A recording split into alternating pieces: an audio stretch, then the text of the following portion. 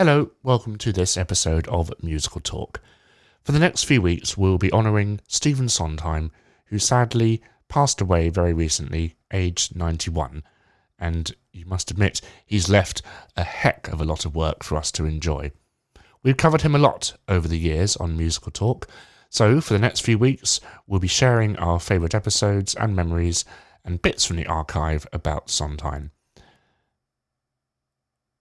Musical Talk were very lucky to have been invited to attend the press junket of Sweeney Todd, the film directed by Tim Burton, starring Johnny Depp. We'll be playing a bit from that day where we got to talk to Stephen Sondheim and hear his thoughts on the film. So enjoy this episode, short and sweet, and be on the lookout for more episodes celebrating the legend that was Stephen Sondheim.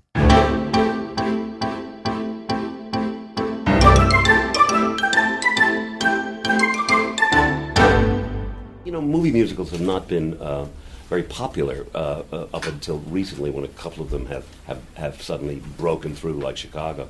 But over the last 20 years, movie musicals have not been in great demand, and so I think it never occurred to anybody. And Sweeney was not the kind of big hit that made movie studios clamor for it. It lost all its money on Broadway, and not all, lost half its investment, and it's only over a period of time that it has become sort of more popular and more done with revivals and things like that. And as you probably know, it was a big flop in London. London critics hated it, and which was ironic because it was sort of my love letter to England. And so I think it's the combination of those things. The first person to ask to do it was in fact Tim, about 20 years ago, as some of you probably know. He came to see me and said he wanted to do it as a musical. I said, wonderful. And that was the end of that we had a nice conversation, and I never heard from him again. He got, as we say, interested in other projects. And then a few years ago, during the Sam Mendes did a production of Gypsy in New York City, and we were having coffee during the recording session, and during the recording session we had a cup of coffee, and Sam said, have you ever thought of Sweeney Todd as a movie? I said, well, actually, Tim Burton once came to me, but otherwise nobody's ever approached me about it. He said, I'd like to do it. I said, great, let's do it. And he got hold of John Logan, the screenwriter, and they started to work it out together. And then Sam got frustrated by casting. The people he wanted to cast, for one reason or another, didn't come through. And so after a couple of years, Sam said, I give up. And then I don't know I don't actually know exactly who it was who brought it to Tim and said, are you still interested? Anyway, Tim obviously said yes, and that's what happened. So the bulk of the time was merely the people weren't doing movie musicals, and the few movie musicals they did do were big smash hits, and Sweeney was not one of those. So nobody approached me except, as I say, Tim. And then Sam did about, 4 or 5 years ago. Next, Stephen Sondheim was asked what he looks for in a director. Obviously, if a director approached me to do a show as a movie, and it was a director whose work I didn't like, I would say no. But that has not arisen because not many directors have asked. Next, about Tim Burton's role. I knew it from the time he came to me 20 years ago that he really loved the story. And that was the first thing. That he likes the story and he likes the musical. And he's not a particular fan of stage musicals, but something about this spoke to him. And I absolutely trusted that. He didn't have to be persuaded about the story. He didn't want to change the story. He wanted the story just the way it was. And all the changes that did occur have to do with small changes within the structure of the story. But he didn't want to change the character, he didn't want to change the ending, he didn't want to change anything about the telling of the tale. And that's enough. I was also enthusiastic about some of his movies, but the real point was that he loved the material. Then we asked Stephen the difference between film and stage. The thing about the stage is you can virtually do everything on the stage that you can do in movies. It just depends on the audience's imagination. You can transform. You can go from the Tokyo airport to a hospital interior on the stage just as quickly as you can with a cut in the movie. It all has to do. It's just you don't bring in tons of scenery, but you do it through suggestion. So offhand, I can't think of anything that couldn't have been done on the stage the way it's done in the movie, except for things like the blood. The blood on the stage shocked the audience. It was compared to what's on the screen, it's that much. But the way it was used and the fact that it was there When Sweeney slits all the throats of the people in the second act, when he's singing the ballad to Joanna, and he's coming. Now, it was a razor this size with a little blood thing in it and a little spouting, but it was their imagination that made it just as big as the blood on the screen. But you have to have more blood on the screen because the screen is not about the imagination. The screen is repertorial. The screen is newspaper photography. That is real. Doesn't matter whether it's a fantasy or not. You are looking at reality and real people, and therefore you have to have more blood. But the effect of the amount of blood on stage was the same as the effect of the blood in the movie. And in fact, in John Doyle's recent production, there was no blood on the people themselves, as those of you who saw it, that just people poured buckets of blood, a bucket of blood into another bucket of blood, and the audience still had the same illusion. And when he finally got to the judge, there were merely more buckets of blood. And so it amounted to exactly the same thing as when Sweeney kills the judge on the screen. We asked what surprised Sondheim in the new film version. The middle of the epiphany, when he cuts away into the street and he's threatening everybody in the world. That was a surprise, and I think a brilliant surprise. What we did on the stage, the equivalent of that was, there was a little section of the stage, and I had Todd literally threaten the audience. That is, say, he was threatening the world, and then he suddenly jumped down, and he was as close to the audience as I am to this gentleman right here. People in that who had the misfortune of getting those seats. I mean, I thought if there's anybody really elderly, we are in serious trouble, because Len Cariou knew how to play murderous anger. He was the guy who played Sweeney originally, and when he came down and said, "You, sir," and it was as if he was going to break the fourth wall and leap over the stage, because he was that close. This little part of the stage was built out to this little section of the audience on stage right, and it was just as scary. But what Tim did in the movie is something you can't do on the stage. Stephen has a huge love for London, so he asked him to go into a bit more detail about that. Usefulness, the city of London, that really comes from Chris Bond's play. Chris Bond's play is a study in actually it's partly about the class system. And the interesting thing about Bond's play is that all the upper class characters speak in a kind of blank verse. It's almost iambic pentameter, and all the lower class people speak in demotic English.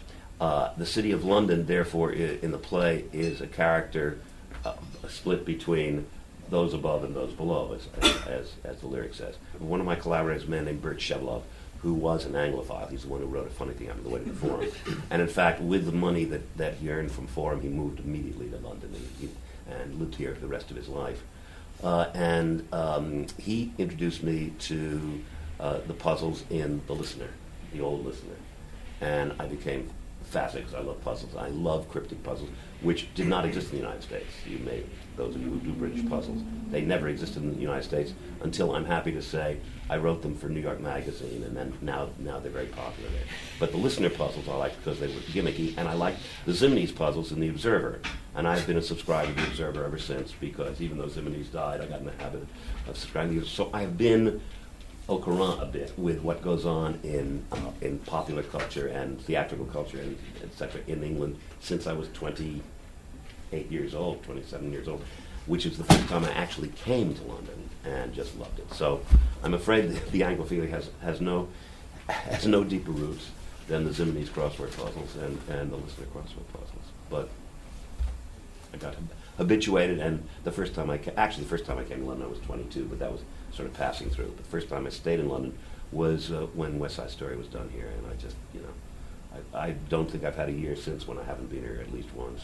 Stephen was then asked for his general opinion on the film and if he thought the film suffered from not having singers playing the main roles. I found the film stunning and was quite surprised how stunned I was, even though I knew what was going to be done. But see, because I was not around during the actual filming, I was only here for the recording sessions. And so outside of seeing sort of rushes, which I had seen a lot of, I had never seen sequences put together. And since I received the rushes on a computer and they often were slow and sort of thing, I didn't see all the rushes because there was no fun. So in that sense, the film was a kind of fresh experience for me. And I must say, I was knocked out by it. I was surprised also at how knocked. I was knocked out at how knocked out I was. And no, I've always preferred actors who sing to singers who act. And all the shows I've ever done, and which I get some flack for and some resistance from colleagues for, because I'm interested in storytelling. I mean, what I like about songwriting is songs used to tell a story. That's why I don't write songs apart from theatrical pieces. I'm not interested in writing songs, qua songs. I like songs that are part of a dramatic texture, and therefore I like the scenes to be acted. I want to follow the story, and that means you lean on the actors. And so I'm used to what I would call untrained singing. If there had been anybody in the film, if any of the leading roles had been cast with a professional capital S singer, then it would have been out of balance, and I think it would not have worked so well. But they're merely actors who are musical, all of them, with the exception of Laura Michelle, who really, has had a career on the stage here as a singer. And but even she tamped down her voice, and she has very little to sing in the movie. But if she'd had any big aria, then it would have required that everybody else either come up to her or go down in terms of the quality of the singing, of the professionality, the sheen. You can tell a professional singer from a non-professional singer. So they're all of a quality, and that's why I think it works so well. I asked Stephen how one goes about adapting a score from the stage to the screen. Yes, adaptation in terms of cutting certain sections of songs out where there wasn't anything active to film. The trouble with most musicals that have been done for the screen, in fact, all the musicals that have been made from stage musicals, is that they are essentially films of the stage musicals, and the songs are used as songs.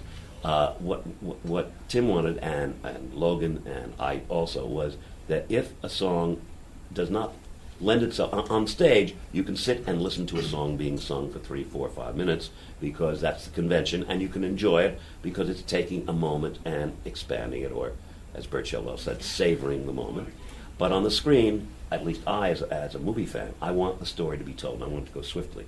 So that meant that we had to excise certain parts of the songs and excise certain songs. So I would look towards, if Tim or Logan said to me, could we get from this point to that point more quickly, I'd find a way of compressing or omitting or eliding so that it would still maintain the shape of the song, without having to...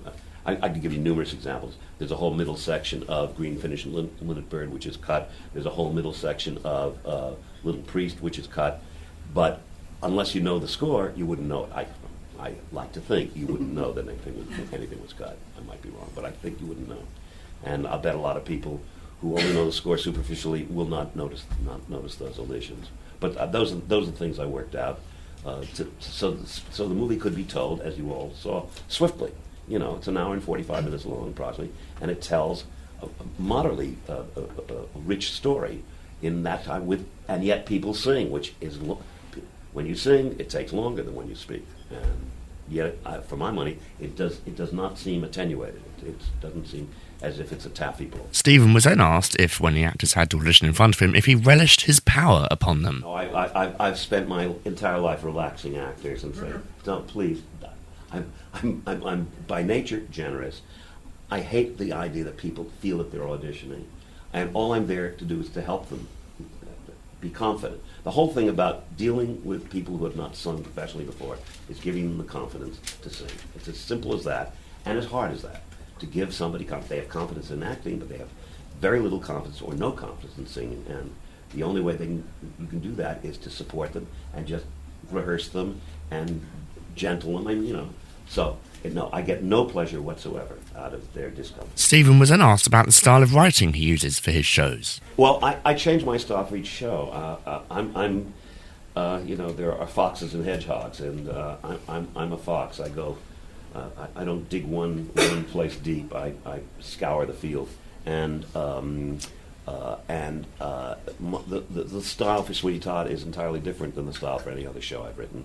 But I would claim that was true of each show I've written. That I'm a firm believer in content dictating form and style. And if you're going to write Company, then you write that kind of score. If you're going to write Pacific Overtures, you're going to write that kind of score. And if you're going to write Sweeney Todd, you write that kind of score. So there are other composers who would use the same style for each. It's neither good nor bad. It's who you are as a composer. I'm an eclectic, and I always have been. Stephen Sondheim there.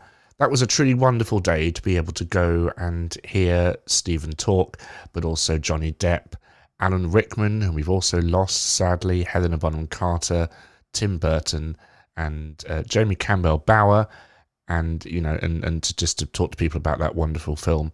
Do go back and listen to that episode. It's number 57 of Musical Talk, and it can be found on our website or on iTunes, Spotify, YouTube, and the rest. So do join us from next week for a more detailed look at the life and times and the pieces of Stephen Sondheim. Thank you very much for listening, and I'll speak to you soon. Bye-bye.